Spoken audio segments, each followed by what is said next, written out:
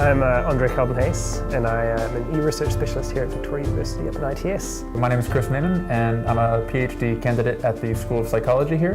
When we were doing a particular perspective-taking experiment, and at the end we wanted to sort of increase the immersion, increase the urgency, and see if people operated in the same way. So we were thinking, well, how can we make it more immersive than this real-life version, and how could we make it more urgent? And so one idea that I had was virtual reality, but it seemed very science fiction at the time to test people in a psychology experiment in a simulation. That seemed like something that was still so far down the road. And then I was going down to just get a coffee, and then I saw you guys setting up your demonstration for VIC Open Day. And then, I mean, you guys showed me how it's not actually far down the road, the idea of creating these simulations.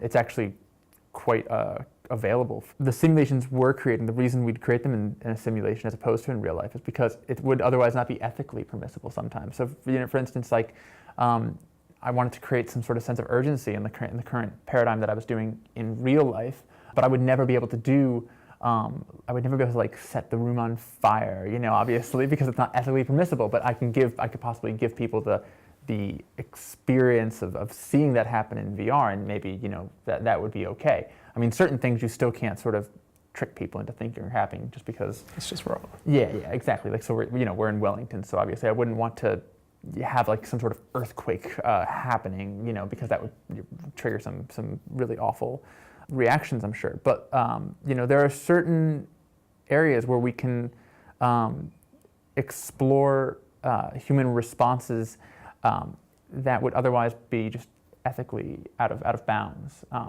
but it offers very minimal risk in a simulation. And we had one of our members in our team actually was sitting there watching us set up this thing. He just wanted to play a game, he didn't really want it. Well, the thing we had was this tilt brush, like painting in three-dimensional space. He just wasn't interested in the tilt brush thing. It's like, I want to play a game. I don't really want to have a go at this painting thing. It's not very engaging. But as soon as he put the VR headset on, he was just like, wow, and he just so engaged and just sort of sitting there just painting with the light and like getting down on the ground and painting spirals, and it's such a different experience than what it looks like in a virtual reality setup. It kind of is, right? Like, it is this sort of really, that first time especially, it's just kind of sometimes almost overwhelmingly engaging. I don't know quite, yeah. I think that for me, that's definitely been some of the kind of cases where, people haven't been that interested in looking at the 2D thing, hasn't really grabbed them, but once they get in it, there. Yeah, I've noticed a similar thing, because like, as I've been looking at other VR headsets and just seeing like what they can do, they'll often have commercials associated with them, and I'll watch it, and it's just sort of funny to when VR companies try and show the content of VR in a 2D commercial, because it just doesn't you don't get an idea about what's so great about that, because in any sort of like, first-person shooter or whatever, you can look around and on a screen it'll look the same. So you can't show, it's that aspect of like presence that's not, that doesn't translate across. And so like when you put the headset on and then you have that sort of feedback from your muscles going, okay, I'm turning my head and I'm getting that the environment moves with me, that creates this sort of illusion of presence, of being in the space. That is really what we're trying to get at in my experiment as well, is to create that. My favorite example of that is in the tilt brush scene, where you've got like a pedestal, and you get someone in there and they're like, I'm going to paint a pot plant with a flower, and then they kind of turn around the corner and their pot plant is two-dimensional, floating a foot away from the front of the pedestal. Like from the angle they were in, it looks fine, but like the moment they rotate it, and it's kind of like, I have to really think about this differently, like how I would do this. And I think it's a nice.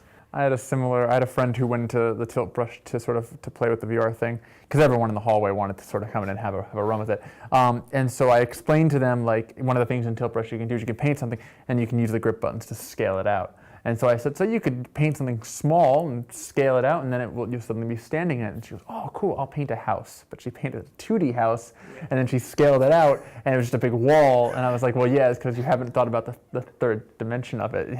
Yeah, I mean, so I think the good example is one of the demos we have is you kind of standing on the edge of this cliff.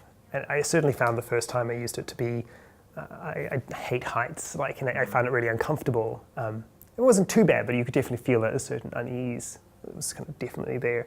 And now when I turn it on, I happily walk over the edge. Like it's not. But I do wonder, like as you're saying, Chris, like if I had been distracted, like if I was focusing, like if I wasn't aware that I backed up to the edge of a cliff and I was looking at a butterfly or something, I don't know, and then you suddenly glance at, whoa, like that's the edge. I mean, that might be a different thing, like when you kind of stop being mindful of it being VR, I guess. Yeah. As soon as someone told me that they were afraid of heights, I said, you got to try this, because I just loved how I would do something where I'd put them at that cliff and I would just yell at them that they were in a room that has a carpet. Remember, you are in a room that has a carpet. You're not at the edge of this cliff. Well, not yelling at them, but I just keep reminding them that over and over again.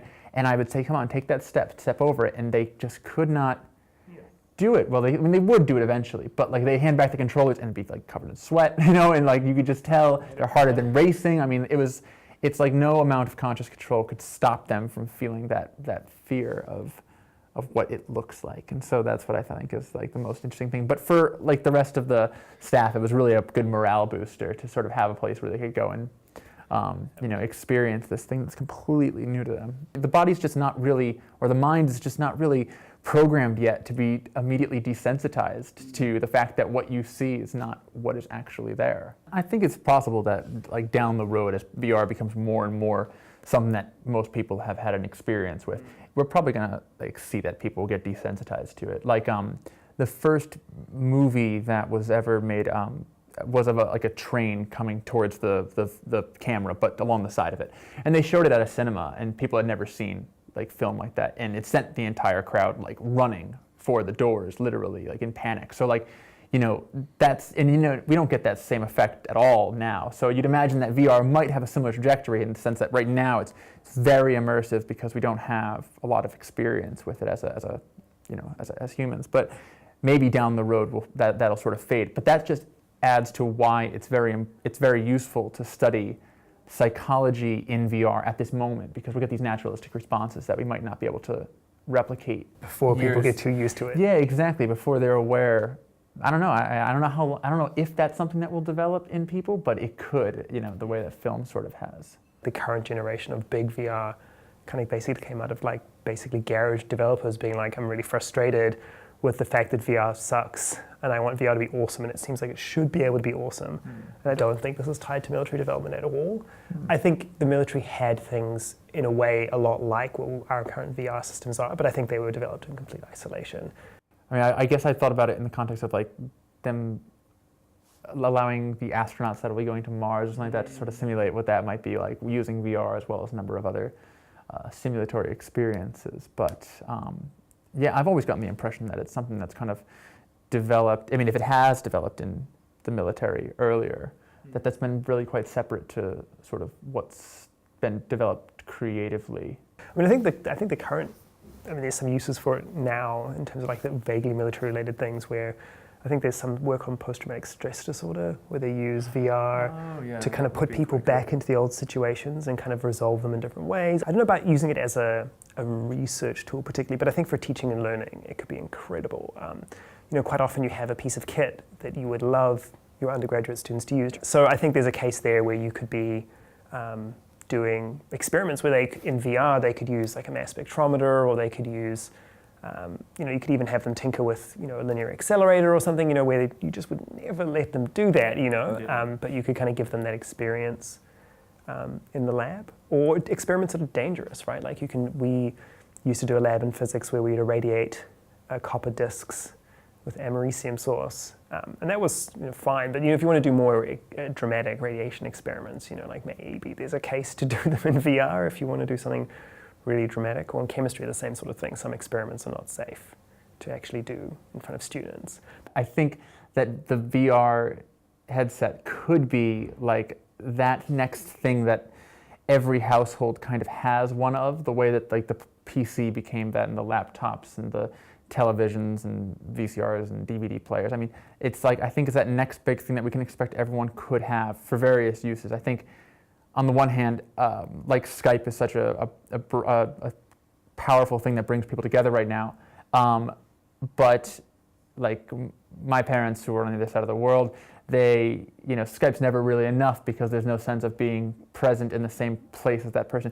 If they had a VR headset and I had a VR headset, and we could be in some sort of communal space together. You know, I was sitting on a chair here, and it would look like they're sitting on a chair, and there's no separation of screen whatsoever.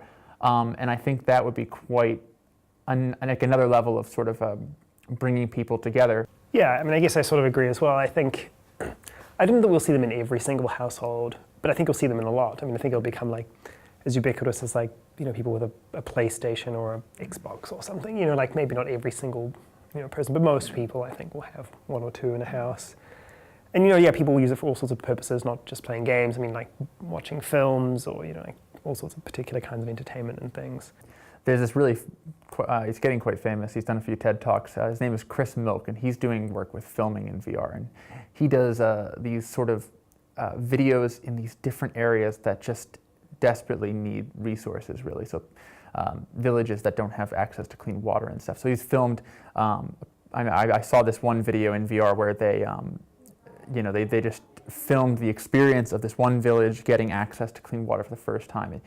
It was actually quite moving because it was not actors, you know, it was people that were, you know, genuinely so excited that they were moved to tears by the presence of this water, and you're right there at the center of it. I really got the sense that I was there. I really sort of forgot that I was in this room. I mean, I think it's a really powerful tool in that way to sort of make, you know, politicians or just people who have control over other people's lives feel a bit of the emotional weight of the decisions that they make, that they currently might feel, you know, conveniently alienated from right now, you know. So I think in that way, it could be very powerful for building compassion.